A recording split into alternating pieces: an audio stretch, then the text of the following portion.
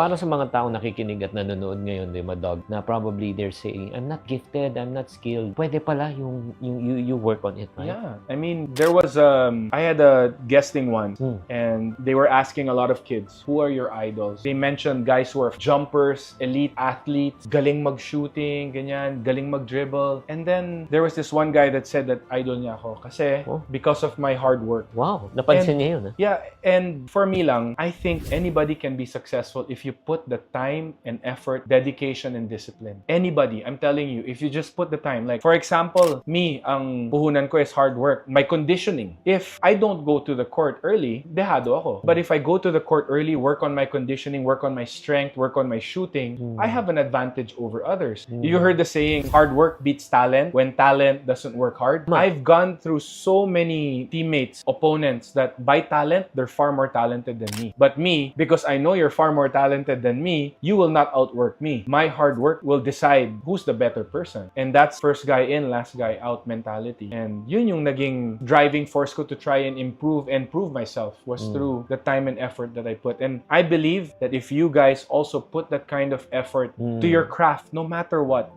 I think you'll be successful. Diba? Pero yun nga, yung naalala ko yung the law of use. What's that? What you don't use, you will lose. Yeah. Di ba? Kunya, binigyan ka ng skill, gifting ni Lord. Yeah. Pero pag hindi mo siya minamaximize, hindi mo siya, you work hard on it. And that's biblical. Oo. That's the parable of the talent. Exactly. Yeah. Grabe. So the guy with was given five talents and two and one. Yeah. Diba? But the guy with 5 invested. Madami yun, but he still invested it. He put out, took risks, diba? Invested, made it grow. The guy with 2 also Ganun did din. the same thing. But the guy with 1 didn't do anything. He was scared. Didn't want to risk. He hid it. In the end, what did the master say? Diba? You were responsible with a few. I will give you more. Diba? But you, yung isang, he didn't use the talent. What did he say? You wicked servant. Yeah. Diba? So parang that also became a driving force for me kasi I was probably like the guy with 2 talents na parang I know that I never saw myself comparing myself to others, but I had 2. And I know that if I took care of this 2 talents, whatever talent I had, I knew that I would be able to grow it. You can help us with that, no? Kasi ang hirap din kasi, no, in a world, a very competitive world, 'di ba? In your career, in your profession, 'di ba? Not only in basketball, 'di ba, but in work, in business. Minsan yung parang nagko-compare ang tao. How do you handle that thing on yourself na hindi mo kino-compare sarili mo? I believe God blesses us with different talents, abilities, 'di ba? And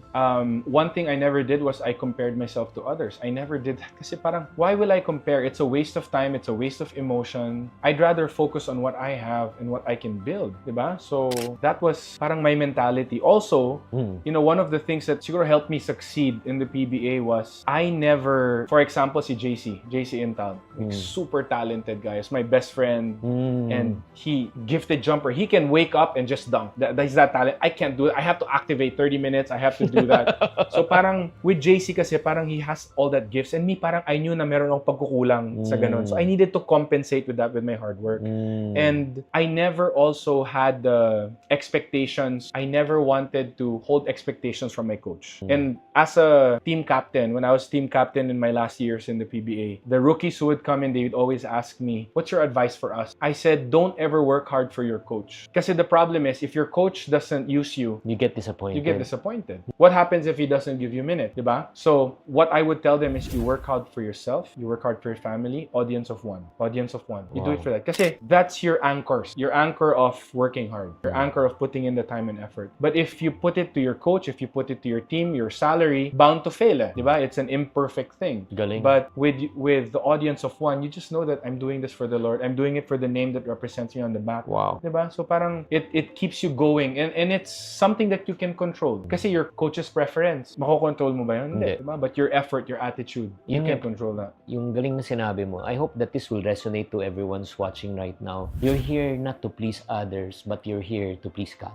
If you please God, everything's okay. And the second lesson that I learned from Dog right now is never compare yourself with others. There are only 2 negative things that will happen. Number 1, you become proud because you're better off than others. Yeah. Number 2, you become sad because others are better off than you. Alam mo yung I don't know if you saw the interview of Michael Jordan when he retired. Which one? I saw a lot of it. In-interview siya ng isang I think his name is Rashid, yung black host. Sinabi niya, what is really your secret? Ang sinabi ni Michael Jordan, in my entire career, I never compare myself with Scottie Pippen, time with Magic Johnson, with Larry Bird. Alam mo sabi niya? My secret? I always compare myself with myself.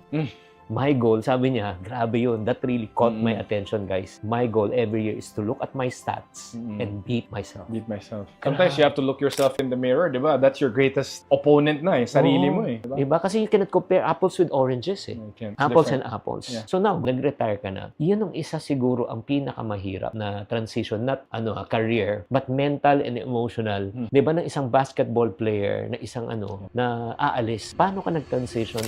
Well, number one, siguro the physical aspect first, diba? You're training every day, 12 years plus 5 years, that's 17 years of everyday basketball. 3-hour grind, diba? And I didn't want to I didn't want to get big, diba? So physically, I needed to find an outlet. So up to today, 5 years later, I work out 2 to 3 hours a day. Wow. I'm very disciplined 6 times a week. Parang my workout regimen is probably even more than a professional athlete, so to speak, because I don't spend time in the court as much, but I'm in the gym. Diba? So that's one thing. The transition naman of, your everyday kasi you're practicing to get paid. Yeah. Diba? That's your salary. But now, what is gonna come out of it now that I'm retired? Diba? So paano naman yung financial how do you? So, I mean, everyone knows that the digital aspect, diba? We've had our social media presence for quite a while right now. So that continued on, diba? You can monetize on Facebook, on YouTube. You could say that's passive income. Although it fluctuates, you don't know how much you're gonna get next month or this month, or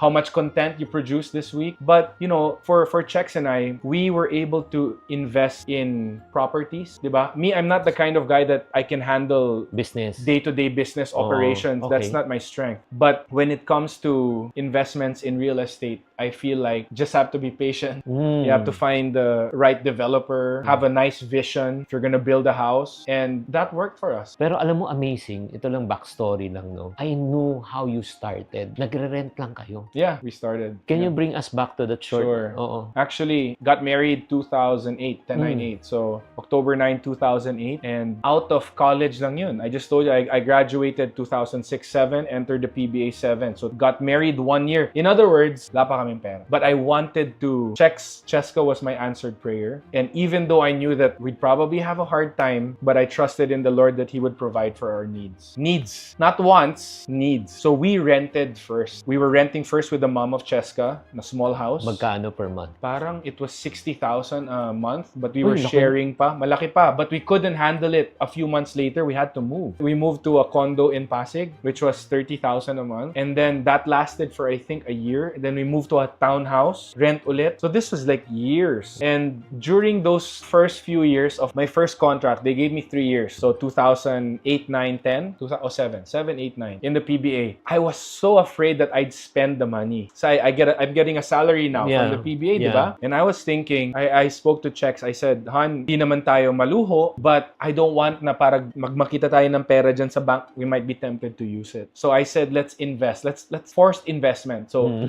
I started looking for a property, and we invested in that property. Probably my whole 3 years salary pretty much went to that. Na naging sa sobrang keen ko mag-invest, naging negative pa kami ng mga 10,000 yata sa expenses namin. I was just so, parang parang may takot ako na magastos ko. I wanted to invest. Tama. I wanted to invest. And it became also like an advice that I would give a lot of athletes is, if you know that you're gonna be tempted to spend your money, try to find an investment. Whether it be a condo that's in a good place, or a property, land that you can really touch the soil, diba? And let your money mature there, the property mature, and see how it will be in a few years.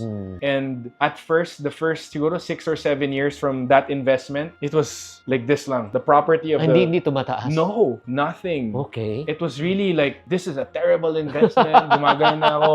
Sayang yung nilagay kong pera ko dyan for how many years? And then sabi ni Chex, just trust in God's timing. Okay. Relax ka lang. Okay. We don't need to sell it naman now. Tama. So, true enough, this big developer entered that village to develop it. And biglang nag-shoot up yung price ng properties. By how many times? Like 3. Wow. So parang by the time we got it and the time that we sold it, we were able to 3x our money. Wow. Diba? So parang it was God's blessings. Yeah. I couldn't have seen that would happen. Diba? Okay guys, ito lang yung sinasabi ni Dog, no, para I want to, sana makapulutan niyo ng aral. Yun din actually ang ginawa ni MVP. Land banking, parang gano'n? Yeah, when he was an employee, he knew also that he loves to spend. Oo. So, ang ginawa niya, bumili siya ng property. At sinabi niya sa akin, ang tawag niya doon, forced savings. Forced investment nga, tawag ko Oo. din eh. Oo. It's actually forced Yeah, savings din yeah. kasi parang sinesave mo siya for the future Yeah. na lumalaki, nag-appreciate. So guys, kung kayo meron kayong problema at alam mo, gastador ka, follow what they're doing. Kasi hindi natin alam, di ba? Pero ang kagandahan, ito sigurado naman kasi property, would you say property is one of the best investment? Yes. Absolutely. Di ba? Yes. Even my ninang, she does land banking. Just have to find the right spot, the right developer, business properties or other residential properties where you can invest on. And be patient lang. The downside lang is it's not easy to sell, and by the time that it matures, you don't know, maybe it's 4 years, maybe it's 5 years, but for sure it's better than leaving your money in the bank. Educate us, land banking. Ano ibig sabihin ng land banking para sa common person? Well, I think, if you have an option of leaving your money in the bank, interest, or you can put your money into real estate if you have enough, if you've been able to save enough. And FYI, baka sabihin ng mga tao, hindi kasi mayaman kayo naglagay kayo ng 10 million, 15. No, there are lots of properties where I've seen that are 1 million, 2 million, di ba? And that happened because we were able to save, di ba? And we were able to find a developer also that put 0% interest for 3 years. Meron? May ganon. So we were able to find, kasi parang pre-selling siya. Oo. Ganon. So you can find deals like that. Kasi pag secondary market na seller, syempre iba na yun. Mas malaki na yung patong. But yeah, I mean, that's a good way to probably let your money sleep. Let money work for you. Let money work for you. Diba? Oh. So, us, it was a lesson that took years, but it worked. So, kunyari, magla-land banking, educate us. Normally, how many years ang medyo ideal na iiwan ko dyan? Parang feeling ko it's different for everyone. I've seen an instance where they bought a key property, business property. My ninang bought a business property for 1 year undervalued. Okay. Nagmamadali mabenta. She flipped it after 1 year, made 50%. Wow! So parang it depends. But in our case, it took 6 years before we let it go. Pero as soon as, syempre, that's the first 6 years Pero yung susumunod na land banking nyo, mga ilang taon ang duration, more or less? I think it's also similar. I think 4 to 6 years would be probably minimum, diba? You have to also check how are the developments going to that side. If you're gonna buy outskirt properties, diba? Kasi those are the cheaper ones The closer you are to the city, the more expensive. Totoo. Diba? But at the same time, mas gradual yung paglabas. The outer you go from the city, it's cheaper, a bit more riskier, but now you start to study how are the developments going here. Is there a highway going here? Are there developments of a mall, a hospital, a school? Diba? Wow. When those things come up, your property will appreciate. Wow. Diba? And I'm sure you guys know of certain personalities online where they buy huge chunks of land tapos biglang may highway na dun after a while. Diba? May ganon. So parang biglang nag-develop na but they got it, dirt cheap properties. Diba? Yeah. Talking about property, again, no, we're not promoting any developer or anything. Pero name me one billionaire in the Philippines na wala sa property business. Everyone has it. Diba? Yeah. So, guys, hindi naman tayo... Actually, a better statistic is most of these people, they even do it on a loan. Yes. Turuan mo nga kami. Diba? Can you teach us? Kasi people think the only time I can buy a property when I have cash, like 100%. I don't know. Like there are people that will just give a down payment and then they will just try and pay it off after a while. Diba? You try and take advantage of those zero interest, like mga pre-selling properties where you can take advantage of 0% interest and yun. Alam mo, hindi, perfect example. Kung may pag-ibig member ka, ito, not to promote, you know my parents, they bought 1985 townhouse unit sa may bandang Forbes, no? Not Forbes Park. Governor Forbes sa may Sampaloc. 70 square meter lot area, floor area 200 plus. Okay. 1985, it was 300 plus thousand per unit. Okay. Ngayon. No, not yung ngayon. They paid it off through pag-ibig. So, ang monthly lang nila, nasa 1,000 to 2,000 plus. Diba? So, to cut the long story short, 10 years namin tinirahan yun. Yung 350,000, nabenta na ng 3.5 million. Grabe, no? Pero, kahit na dumoble, diba, 300 plus thousand. Yeah. Tapos na doble, kasi because of the interest, naging 700,000. Kumita pa sila ng 2.8 million. Grabe, no? So, in other words, pwede. Kahit na naghuhulog-hulog ka lang. Yeah. Other people also have businesses, Like day-to-day businesses businesses where they earn. So parang they don't have to shell out everything 100%. They'd want to make their business or whatever generate income to pay for the month. May ganun sila. There's different angles of being able to pay for your property. Diba? Pero alam mo, Dog, syempre aside from, yun nga, you having a career as a basketball player, as a social media influencer, one thing that really impressed me a lot with regards to you, marunong ka sa pera. In terms of, yun nga, creating wealth. Because, di ba, it is God who gives us the ability to produce wealth. So, where did you learn all of this? Especially, syempre, pagka-basketball player, parati natin naririnig ng mga story pagkatapos ng career. Tapos naghirap. So, paano ka natuto? I think I saw it from my dad, how frugal they were, my parents. We were not living in luxury before. They were very simple. I remember our Christmases, ang budget ng dad ko was 1,000, hati-hati na kami. Wow. Mga ganun. Yeah, it's parang you learn also how to be thrifty through your parents. So, your parents are actually a big example for your kids. I'm not an expert with money, guys. In fact, I would like to say that when I was in my San Miguel days, this was early 2010s, mga ganon, we were under debt. We were under debt kasi nga, di ba I told you we had a forced investment, the property, but parang negative ng konti. So it accumulated over time. So I ended up having, may utang kami ng almost $500,000 sa credit card, which was a big lesson for me. And I had my fair share of mistakes with that, and I learned a lot from it. So I'm not an expert with money, but I know that when I had all this mga debts, mga utang, I needed to consolidate the debt. I needed to make one big loan to be able to pay all of these things, rather than me paying different, and I was able to pay off that loan eventually. So it's one big mistake that I did. I want to share my one big financial mistake. So I think I had 300,000 in my bank account with checks. So, talagang in and out lang yung pera namin. I was just new in the PBA, di ba? Paying for stuff. And parang, meron akong pakiramdam na I need to reward myself. Deserve ko to. Di ba? Ako, I love big TVs. My hobby is like listening to nice speakers. So, parang I wanted to have my mini home theater na maliit na speaker lang.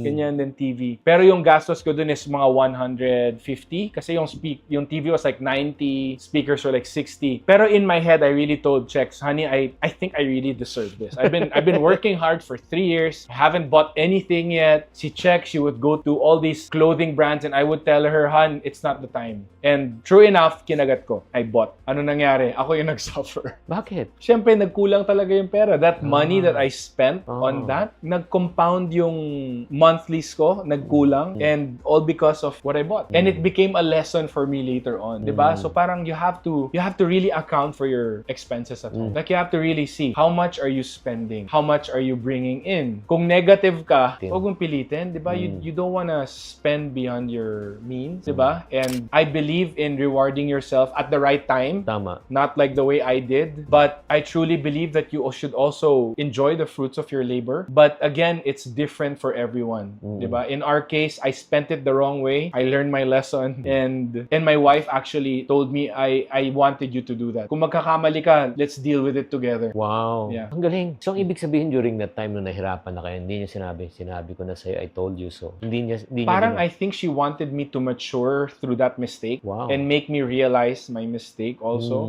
Diba? So, yeah. And, one thing led to another. Things started to unravel in my basketball career. Things from real estate started maturing, and we were able to pay off our debt. And now we were able to go to vacations, enjoy moments with our families. So, it was a nice phase. So, Dog, right now, the importance of, syempre, sa basketball, may coach, may mentor.